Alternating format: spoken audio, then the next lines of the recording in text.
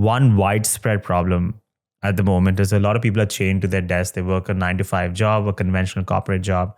Nowadays, with working from home or remote work, the work setup at home has become important.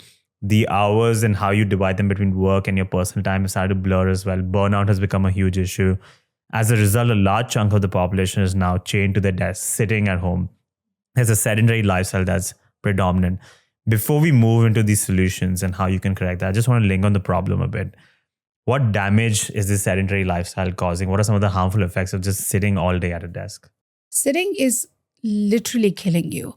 I mean, it's not just that exercise is good for you. We know that, but sitting is bad for you because what happens with sitting, two very important things are happening. One, you're not using your lower body as much and your quadricep muscles are inversely linked to mortality rate. So if your quadriceps are weak, you're going to die sooner, right? So if you're not using that lower body, that is happening. The second thing, your lower body is directly linked to an embodied sense of confidence. I mean, just think of it as when you look at a tree, one of the most important things that the tree has is its roots. If you cut out the roots, the tree is going to die. You can cut out any other part, the tree will regrow, right? It's the same with your body. If you take the lower body out of the equation, it is affecting your confidence, your well-being, your lifespan, all of these things. So that is a big problem.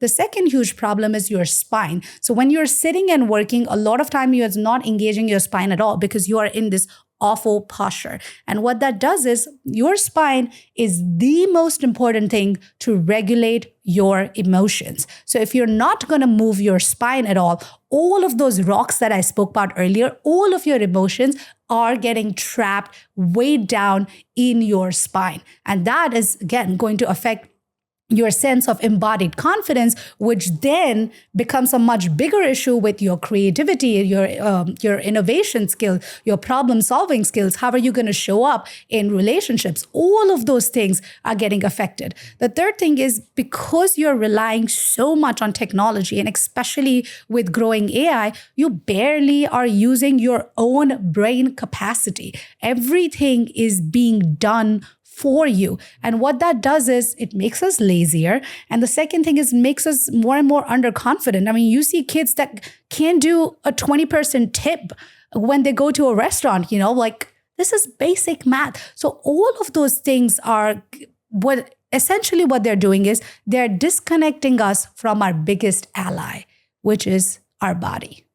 You are so far removed from your body, and your body is we do more research on an apartment and a car before you buy it. And yet here we are living in our body every single day, not taking care of it. And that's a big problem that I'm seeing right now with this 9 to 5 corporate lifestyle, especially in industries that are changing widely, right? Like if you talk specifically about the tech industry, that's just like making billions and billions and billions of dollars right now. They have so many employees, but what are the employees going through?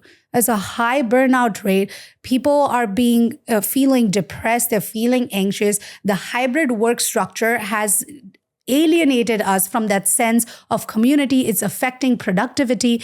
The last research I did that I found, you're almost losing, if you're a mid-sized tech company with somewhere between 500 and 1,000 employees, on an average, you're losing $31,000 annually per employee in productivity because of the hybrid work structure and the high burnout rate. Just imagine that amount. That is so much money that you're using. And we're not even talking about, this is just effect that it's having on a more corporate level. We're not even talking about the effects that it's having on an individual level, on people's well-being, on how they're going to show up at work, how they're going to show up in their life. So yes, it's impacting us as a society. And it's horrifying to see it. It's horrifying to watch it happen so rapidly as well. Like just think about what your life was in 2019 versus what your life is now. That's 5 years. And your life, not your per se, but like our life is drastically different.